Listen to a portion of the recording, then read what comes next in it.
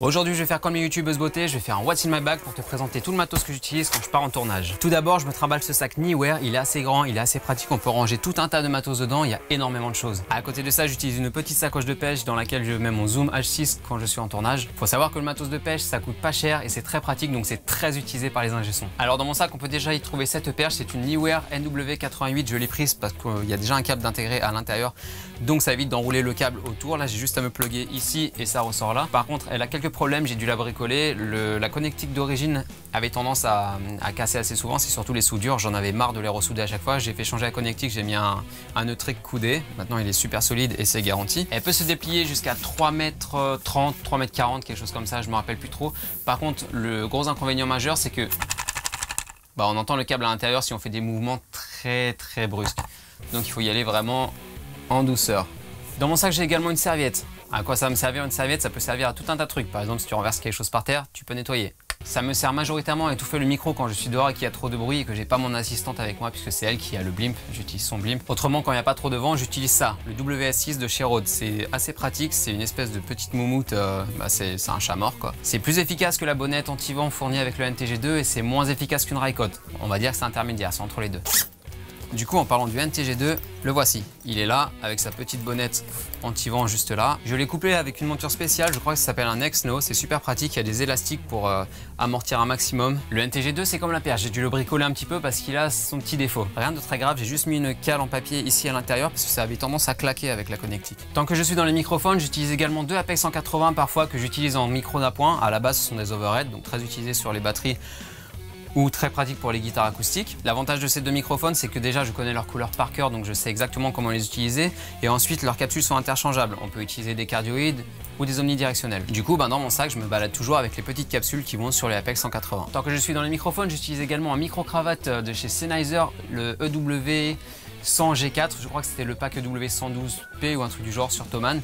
Le voici, il est branché sur mon Zoom H6 puisque je suis actuellement en train d'enregistrer cette vidéo avec. Et du coup, avant d'utiliser le Zoom H6, j'avais un Zoom H4n qui est très pratique. Cependant, j'ai acheté le H6 parce qu'il y a plus d'entrées dessus et j'ai de plus en plus de micros à brancher. Pour alimenter le Zoom H6 sur secteur, j'utilise mon petit boîtier Benuo que j'ai déjà présenté dans une vidéo que je te mets là dans le i. C'est super pratique, il y a deux ports USB dessus.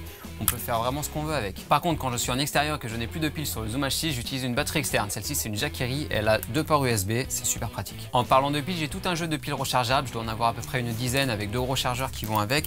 Et j'ai également, au cas où, des piles normales. Je dois en avoir peut-être deux jeux comme ça, je dois en avoir 48 peut-être. C'est vraiment si je fais un gros tournage en extérieur pendant une semaine et que j'ai pas du tout le temps de recharger mes piles. Là, j'ai des secours. Tant que je suis dans les consommables, j'utilise du gaffer.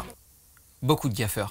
Le gaffer, c'est super important, ça permet de tout faire. L'avantage de celui-ci, c'est qu'il ne laisse pas de traces et en plus, il est mat. Il évite un maximum de reflets pendant les tournages. Je l'ai acheté chez SOS Ciné. Toujours dans les consommables, pour fixer correctement le micro-cravate sur les comédiens, j'utilise du butyl couplé à du transport. C'est comme du sparadrap, ça s'achète en pharmacie. Par contre, quand ça colle ou que ça laisse des traces, il faut nettoyer ça. J'utilise des lingettes, des Sanitol pour tout ce qui est matos de studio, comme par exemple mon compresseur, mon préampli, les enceintes, etc.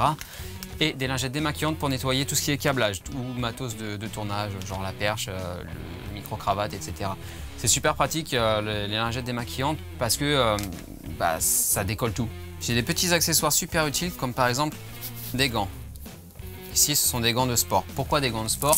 C'est tout simplement quand je veux tenir la perche ou que mon assistante tient la perche, ça réduit un maximum les bruits de main sur la perche. Dans mon sac, on y trouve également un prolon, une multiprise.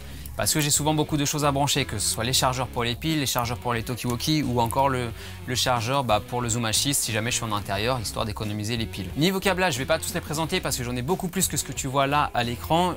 Par contre, ce que je peux te dire, c'est que j'utilise des câbles de connectique Neutric parce que c'est vraiment ce qu'il y a de plus fiable. J'ai du 3 mètres, du 10 mètres, du 20 mètres, j'en ai plein. Je suis équipé également de tout un tas de petits accessoires, comme par exemple ici un câble jack vers RCA qui est super pratique lors des conférences ou des concerts. Ici, c'est une rallonge pour brancher un casque et j'ai aussi une petite boîte avec tout un tas de petits adaptateurs dedans, c'est très utile. Technique de schlag vraiment pas cher, j'utilise aussi une bande pour refaire des bonnettes sur mes autres microphones. En termes d'accessoires, c'est aussi super utile d'avoir un tas de petites pinces comme ça pour mettre des micros dessus. Ça peut être utile s'il y a des micros à fixer au plafond ou sur des armoires ou n'importe où, ou tout simplement sur des trépieds ou sur des pieds de micro. J'ai mentionné tout à l'heure des talkie-walkie, j'utilise 6 talkie-walkie de la marque Retevis modèle RT24 avec des oreillettes parce que c'est super pratique en tournage d'avoir le son qui passe dans l'oreille pour éviter de déranger les autres. Ça évite de parler fort et de devoir appeler l'autre personne qui est au bout de la salle et de déranger tout le monde. C'est aussi super pratique quand par exemple mon assistante tient la perche et que moi je suis en dehors et que je dois la guider pour savoir s'il faut timbrer telle ou telle personne. Pour les talkies, j'ai fait une vidéo détaillée, je te la mets juste là dans le i, je te conseille d'aller les acheter. Pour monitorer le son, j'utilise un casque Beyerdynamic DT770 Pro, c'est un casque de studio, ici c'est la Black Edition. Je connais pas d'autres casques mieux que celui-ci. Super important pour prendre des notes, un petit carnet, celui-ci je l'ai eu au YouTube Space. C'est très utile pour faire les plans de travail. Et également un PC portable pour faire exactement la même chose qu'avec le carnet.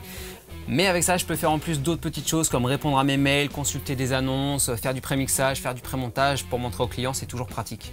Un rouleau de ficelle aussi, c'est très pratique. Voilà, tu as pu voir une grosse partie du matos que j'utilise quand je suis en tournage. Si tu veux, tu peux partager cette vidéo pour montrer qu'un G-son, c'est pas seulement une perche et un micro et un enregistreur. Je te conseille également de t'abonner pour faire péter ce compteur. Tu peux laisser un pouce bleu ou mettre un commentaire. Moi, je te mets tous les liens dans la description si tu souhaites acheter ces produits. C'était Skyhard, ciao!